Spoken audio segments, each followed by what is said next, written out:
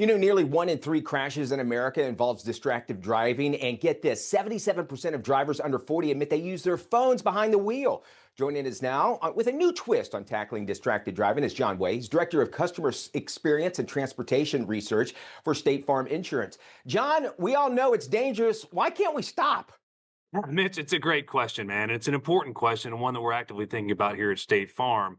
And I'll lead with this. This is partially not our fault, right? I mean, we are almost constantly connected and distracted in some form or fashion in our work lives, in our personal lives. Technology has made many, many things easier for us, but it's also made it much more challenging for us to disconnect from those very things that fuel the vast majority of our daily life. And the harder conversation, Mitch, is that when we carry those distractions forward with us into the vehicle, we become dangerous drivers. We know that distracted drivers are dangerous drivers, and it's important for us to start thinking much more actively about how and what we engage in when we're behind the wheel. Okay, I want to get a little bit more in this. What is Yeah. actually included under the distracted driving umbrella?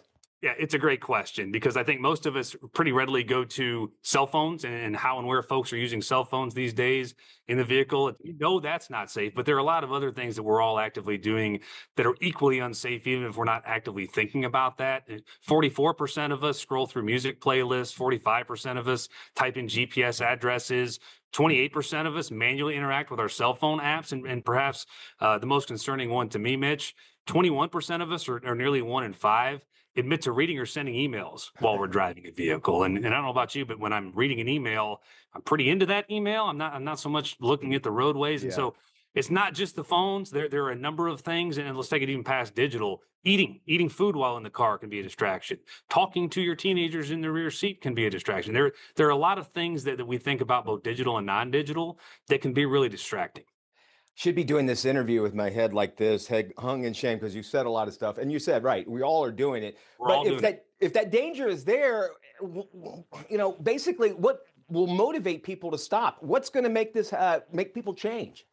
Yeah, that's exactly why we're here today, Mitch, is just to start talking about this a little bit differently or start thinking about this a little bit differently. And certainly we are very supportive of and excited about what's being done with and through law enforcement. When you think about hands-free laws and trying to draw attention to the opportunity there, and or the digital billboards that I'm sure you and your viewers are used to seeing on the interstate that encourage us to drive more safely, but kind of telling us to do things isn't getting us to where we need to go. And so we're encouraging folks to think about the driving opportunity as truly an opportunity and not an obligation.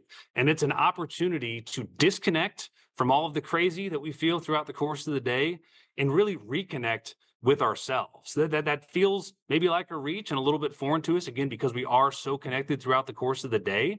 But we are hopeful that if we start thinking about this more as a wellness opportunity when we're driving a car, that perhaps that starts to move the needle in ways that we haven't historically seen.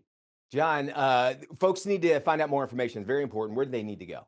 Go to statefarm.com, statefarm.com, and more specifically, go to our Simple Insights site. Within that flagship page, there's a lot of content out there about distracted driving, both the impact and the opportunity. And Mitch, if I could, just one quick Sure. personal story here on this front. I'm a father of 2 teenagers. I think I mentioned that a moment or two ago.